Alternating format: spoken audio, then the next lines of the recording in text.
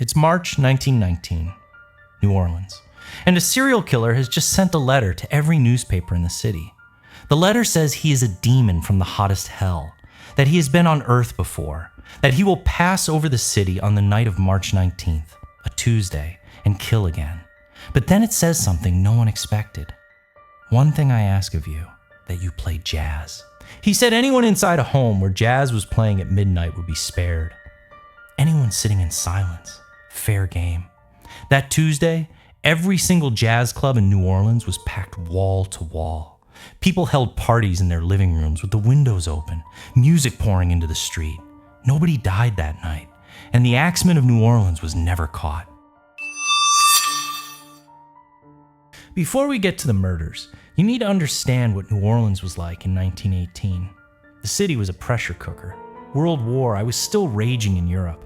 The Spanish flu was killing people by the thousands across America. Racial tensions were at a boiling point. And New Orleans, already one of the most chaotic, vibrant, dangerous cities on the continent, was dealing with all of it at once.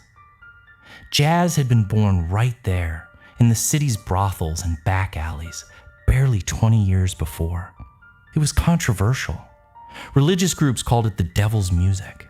It was loud, the kind of loud that kept neighbors up, that bled through walls. Into the city, starting in the spring of 1918, someone began breaking into homes at night, through the back door. Always a wooden panel chiseled out, never a lock picked, always an axe found nearby. And the people inside never saw it coming. The first confirmed attack was May 22nd, 1918. A grocer named Joseph Maggio and his wife Catherine were found in their bedroom, both struck with an axe. Joseph died. Catherine died. The axe was found in the backyard. It belonged to Maggio himself. A razor had also been used.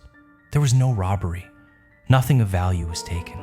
6 weeks later, Louis Bassumer, another grocer, found beaten alongside a woman named Harriet Lowe. She survived long enough to give a statement. Then she changed it. Then she died. Bassumer was arrested, then released. The real attacker was never found. Then a pregnant woman, Mrs. Edward Schneider, found unconscious in her bed, battered with an axe. She survived. She gave birth to a healthy baby days later. Then a man named Joseph Romano, struck in the head as he slept. He died 2 days later. His 2 nieces, who slept in the same house, heard a noise and saw a dark figure leaving. They couldn't describe him clearly. The attacks kept coming through 1918 and into 1919. A family named the Cortamillas, a man named Steve Boca, a girl named Esther Albano, a woman named Sarah Lahman found unconscious in her bed with no explanation at all. Notice a pattern. Most victims were Italian-American grocers. Police noticed too. Some thought this was a mafia extortion scheme. Pay up or die. Others thought it was a random lunatic. Nobody could say for certain. And that's exactly the fear the Axeman lived on.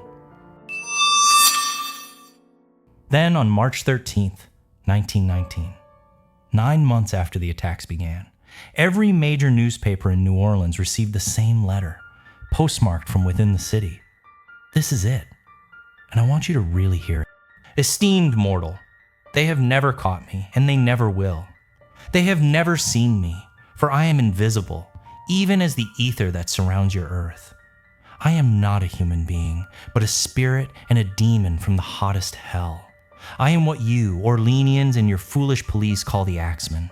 When I see fit, I shall come and claim other victims. I alone know whom they shall be. I shall leave no clue except my bloody axe, besmeared with blood and brains of he whom I have sent below to keep me company. Now, to be exact, at 12:15 earthly time on next Tuesday night, I am going to pass over New Orleans. In my infinite mercy, I am going to make a little proposition to you people. Here it is. I am very fond of jazz music, and I swear by all the devils in the nether regions that every person shall be spared in whose home a jazz band is in full swing at the time I have just mentioned.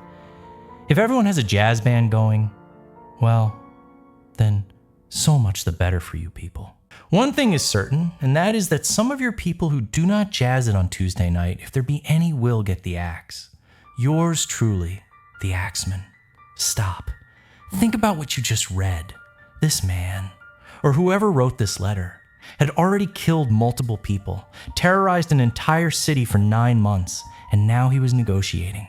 He was setting conditions. He had a preference. He wanted jazz. Was it theater? A genuine threat? A prank from someone who'd been following the case in the papers? Even today, nobody knows. What we do know is that New Orleans took it seriously. When the night of March 19th came, something remarkable happened. New Orleans chose to play along. Every jazz club in the city was open. Every ballroom was packed. Families held parties in their living rooms and left the windows open, music spilling into the streets. A songwriter named Joseph Davila rushed out a song called The Mysterious Axeman's Jazz, and it played all over the city that night. Think about what this means for a second. These were real people with real fear, who had watched their neighbors get butchered in their beds for the better part of a year. And their response, collectively, spontaneously, was to hold the biggest impromptu jazz party in the history of the city. Was it courage? Was it defiance? Were they calling his bluff? Or did some part of them actually believe him? Midnight came. Nothing happened. No attacks. No bodies. No axe. The Axeman had kept his word. Or he'd never planned to attack in the first place. Or he wasn't one person at all. Or he was out there somewhere that night, watching, laughing at an entire city dancing to his tune. The attacks continued after that night, then stopped just as mysteriously as they'd started. The last confirmed victim was a man named Mike Pepitone, killed in October 1919. After that, nothing. The Axeman vanished. 3 main theories have survived. The first, the mafia. Many victims were Italian grocers who may have refused to pay protection money. Some historians believe the Axeman was a mob enforcer, and the jazz letter was written to obscure the financial motive and make the killing seem random. The second, a man named Joseph Mumfree.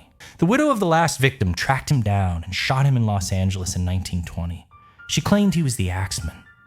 Mumfree had a long criminal history and had been out of prison during the exact windows when the murders occurred. Police investigated. They could never confirm it.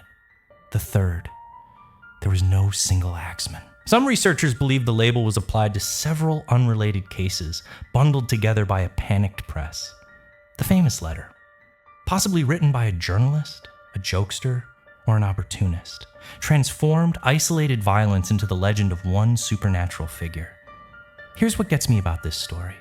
Whether the Axeman was one person or many, whether the letter was real or a hoax, whether he was a monster or just a man with an axe. New Orleans played jazz, a city in the middle of a world war, in the middle of a pandemic, terrorized for a year by someone they couldn't see, couldn't catch, couldn't understand. And when a letter arrived threatening more death, they opened their windows. They let the music out. They danced. Nobody died that night. The Axeman of New Orleans was never identified. His case is officially still open. And every March 19th, some people in New Orleans still play jazz at midnight, just in case. If you want more stories like this, where history gets stranger than fiction, subscribe. I put out 1 video a week. Every story is real. Every detail is documented, and none of them will let you sleep easy. The next one is already in production. You probably haven't heard this one before either.